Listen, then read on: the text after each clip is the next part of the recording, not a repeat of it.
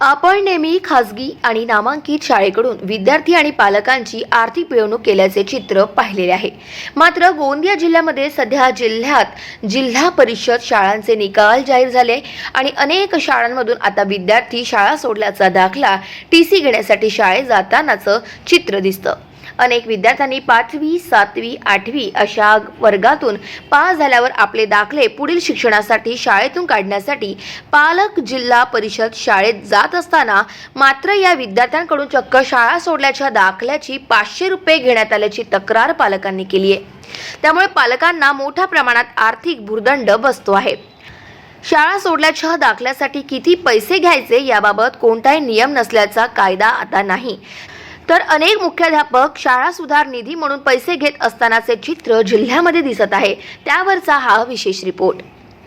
पुढील शिक्षणासाठी अनेक विद्यार्थी हे 5वा वर्ग आणि 7वा वर्ग पास झाल्यावर शाळा सोडल्याचा दाखला घेण्याकरिता जिल्हा परिषद शाळेमध्ये जात असताना गोंदिया जिल्ह्यातील जिल्हा परिषद शाळा सावरीटोली या ठिकाणी चक्क विद्यार्थ्यांकडून शाळा सोडल्यास दाखल्याची 500 रुपये मागणी करीत असल्याचे चित्र जिल्ह्यामध्ये दिसते आहे। याबाबत मुख्याध्यापकाला विचारणा केली असता मुख्याध्यापकांनी शाळा समितीने ठराव घेऊन शाळा सुधार निधी म्हणून 500 रुपये घेण्याचा निर्णय घेतला असल्याचं सांगितलं आणि त्यामुळे शाळा सोडलेल्या दाखल्यांचे 500 रुपये घेत असल्याचे मुख्याध्यापक यांनी सांगितले। हो, मी शेतकरी आहे। माझी मुलगी तर पहिल्या वर्गापासून 7व्या वर्गापर्यंत शिकलेली आहे। आता 8वीला गेली। टीसी काढायला इथं आल्यावर सरांनी म्हटलं की 500 रुपये लागतील। मी विचारलं की 500 रुपये कशासाठी, तिथे शाळा सुधार असं काहीतरी सांगितलं। पण आता आपण देऊ शकतो पण सगळे देऊ शकणार असं वाटत नहीं। आपका कैसा है यहाँ पे पता चला मुझे कि यहाँ का जो हेडमास्टर है टीसी के जो पैसे ले रहे हैं नहीं लेना चाहिए, उसने 500 रुपये। तब कैसा सर यहाँ पे गरीब आदमी के बच्चे पढ़ने आते हैं, 500 रुपये कैसा है बहुत हो जाता है। तो कैसा है नहीं लेना चाहिए 500 रुपये, इसकी कार्रवाई होना चाहिए इसके ऊपर में और वापस भी होना चाहिए पैसे उन्हें। ऐसा कुछ नहीं लिखा गया है। अब उसने क्या किया है वहाँ पे काला पीला वो भी मुझे मालूम नहीं है। और जब उसको हमने ठहराव की वो मांगे प्रोसीडिंग फाइल तो बोलते कि घर में है।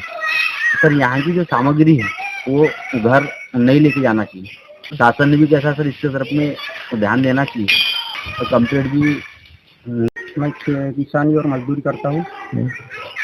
हाँ, पहली से लेके मेरी लड़की यहाँ पढ़ी है और टीसी के लिए आए। जब 8वीं में गई तो 7वीं तक है यहाँ पे। इसके बाद में टीसी के लिए आया 8वीं के लिए, तो 500 रुपये मांगे टी के लिए। तो सुधारा कुछ तो भी लिखा है इसमें, नहीं मांगना चाहिए। बाकी मैं दे सकता हूँ लेकिन बाकी सभी लोग नहीं रहते ना सबसे। सम रहता तो बाहर पढ़ा, ऐसे लिए जिला परिषद स्कूल में पढ़ा, इसके सब ध्यान नहीं दिया।